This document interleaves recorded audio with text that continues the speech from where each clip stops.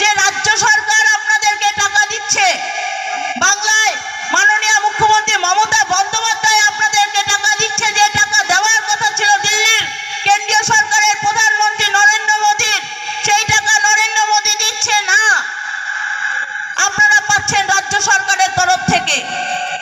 শুধু তাই নয়, এই রাজ্য সরকারের বিভিন্ন প্রকল্পের মাধ্যমে আপনারা কিন্তু উপকৃত হয়েছেন।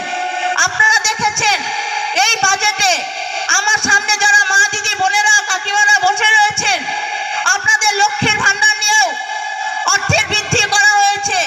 যেটা জেনারেল 500 টাকা ছিল, 500 থেকে 1000 টাকা করা হয়েছে। যারা এসসি এবং এসটি ছিলেন 1000 টাকা পেতেন, সেটাকে 1200 টাকা করা হচ্ছে।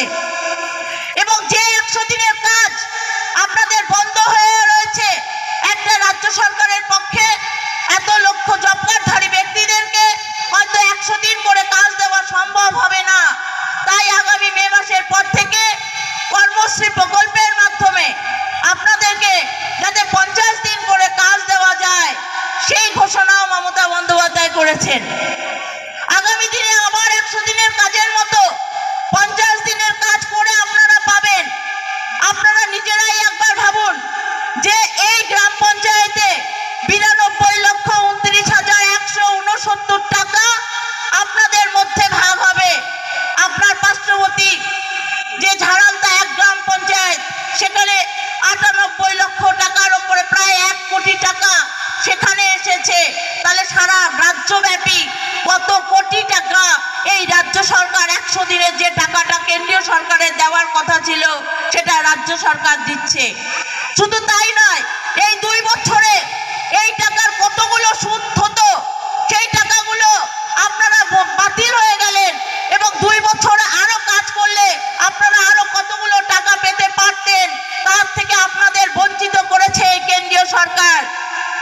তাই আগামী দিনে সব চিন্তা ভাবনা আপনাদের কাছে, যে আপনাদের রাজ্য সরকার আপনাদের সহায়তা করছে, সেই সরকার দেখবেন না আরেকটা যে কেন্দ্রীয় সরকার আপনাদের ট্যাক্সের টাকা তুলে নিয়ে আপনাদেরকে টাকা থেকে বঞ্চিত করছে, আপনার বাংলাকে উন্নয়ন করতে দিচ্ছে না, আপনার 100 দিনের কাজ করতে দিচ্ছে না, 100 দিনের কাজের টাকা বঞ্চনা করছে, সেই সরকারকে আপনারা পক্ষ নেবেন। যাই হোক, আমি আমার বক্তব্যকে আর দীর্ঘায়িত করব না। মঞ্চে অনেক বক্তা রয়েছে, তারাও কিছু বলবে। আমাদের শুধু একটাই আপনাদের কাছে আবেদন, আপনারা একবার জোরে করে বলুন যে আপনারা সবাই খুশি তো, যে 2 বছর পরে আপনাদের বকেয়া টাকা পাচ্ছেন। জোরে বলুন হ্যাঁ। আমরা ধন্যবাদ জানাই মাননীয় মুখ্যমন্ত্রী মমতা বন্দ্যোপাধ্যায়কে, যে আমরা সবাই খুশি যে টাকা থেকে আমরা বঞ্চিত হতে চলেছিলাম।